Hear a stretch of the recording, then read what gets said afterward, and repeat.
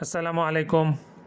জীবনকে উপভোগ করতে হবে এখনই, কিন্তু সেটা হালাল উপায়ে।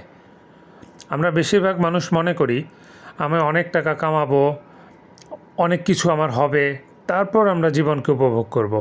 আসলে সেই সময়টা কি উপভোগ করতে পারবো? কারণ হয়তোবা সেই সময় আমার অনেক টাকা থাকবে, কিন্তু উপভোগ করার মতো মানসিকতা বা শারীরিক সক্ষমতা নাও থাকতে পারে। বিভিন্ন অসুস্থতার কারণে আমি আর হয়তোবা ঘর থেকে বের হতে পারবো না, ভালো ভালো খাবারগুলো খেতে পারবো না। যেমন প্রেশার, ডায়াবেটিস সহ বিভিন্ন রোগের কারণে অনেক খাবারের উপরে রেস্ট্রিকশন চলে আসে।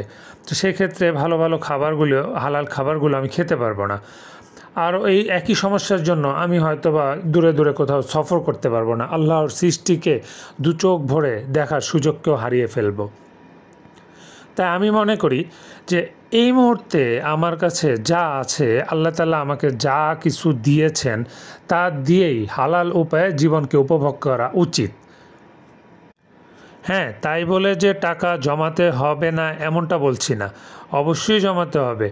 কিছুটা এনজয় করব, কিছুটা জমাবো। কারণ ভবিষ্যতের জন্য লাগবেই। একেবারে সব কিছু শেষ করে ফেলাটাও বোকামি। তাহলে দেখা যাবে ভবিষ্যতে কখনো প্রয়োজন পড়লে অন্যের কাছে হাত পাততে হবে। সেটাও মন্দ। তাই এমনটাও করা যাবে না। যতটুকু আছে এতটুকুর ভিতরেই কিছুটা দিয়ে উপভোগ করতে হবে এবং কিছুটা দিয়ে জমিয়ে রাখতে হবে, যাতে ভবিষ্যতের কোনো হঠাৎ বিপদ আপদে মানুষের কাছে হাত পাততে না হয়। আসলে জীবনকে উপভোগ করার জন্য কোটি টাকার প্রয়োজন নেই, আমরা যেটা মনে করি।